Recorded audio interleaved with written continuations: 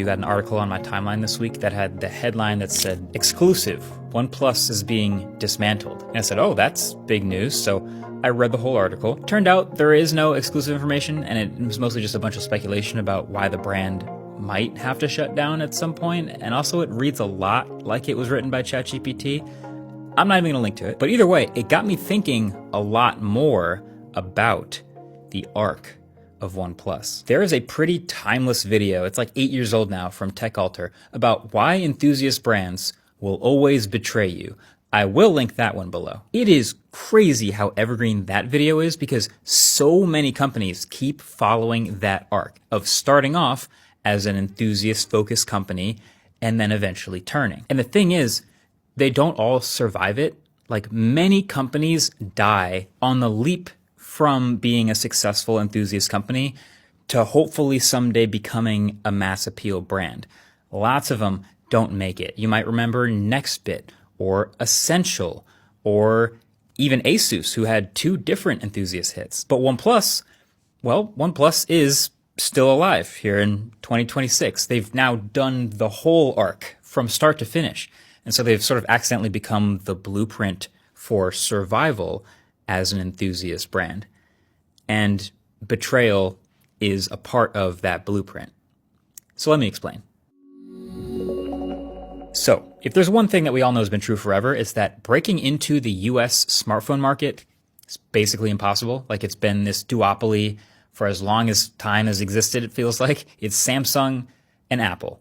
And in 2014, it was also Samsung and Apple. And then, LG and HTC and Motorola kind of fighting over the last few scraps of the last couple percent. And then this came out, the OnePlus One.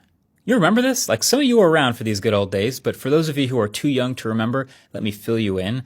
The hype for this phone was absolutely nuts before it even started shipping. It had all these flagship specs with the latest gen Snapdragon 800 series chip, and it was $300 somehow, which was unreal. Had this pretty clean design with this little new sandstone thing going on.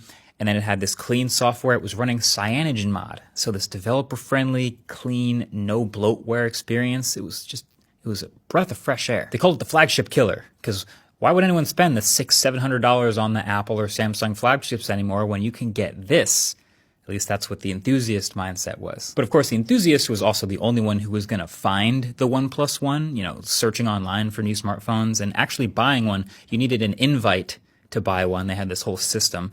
It was crazy hard to get. But despite all of that, they still sold over 1 million of these things, and they were immediately on the map. It was just right recipe, right time. It looked genius. But of course now, they have a dilemma on their hands because they've captured the hearts of the exact worst customer group imaginable, the enthusiast. It's exciting because they're the most hype right now, but they're also the most picky. They have the highest standards, and they're somehow the least loyal because, if something else pops up with slightly better specs, then they'll just leave and go buy that instead. And it's the smallest group of people relative to the population. See that group right there? That's who you just got the attention of. The enthusiast, the early adopter. But there's this whole rest of the smartphone buying public who still doesn't even really know you exist yet. This is not sustainable, but it's a hell of a start. So now what?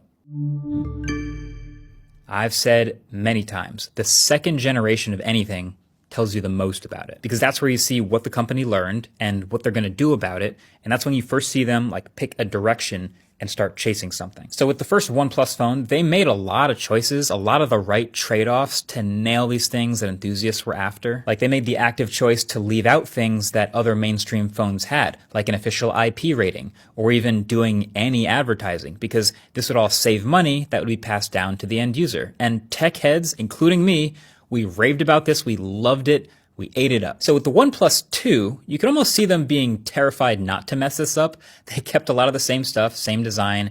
They did a couple standard spec bumps, and they bumped the price up just a tiny bit to $330. But they also decided to make this thing called the OnePlus X.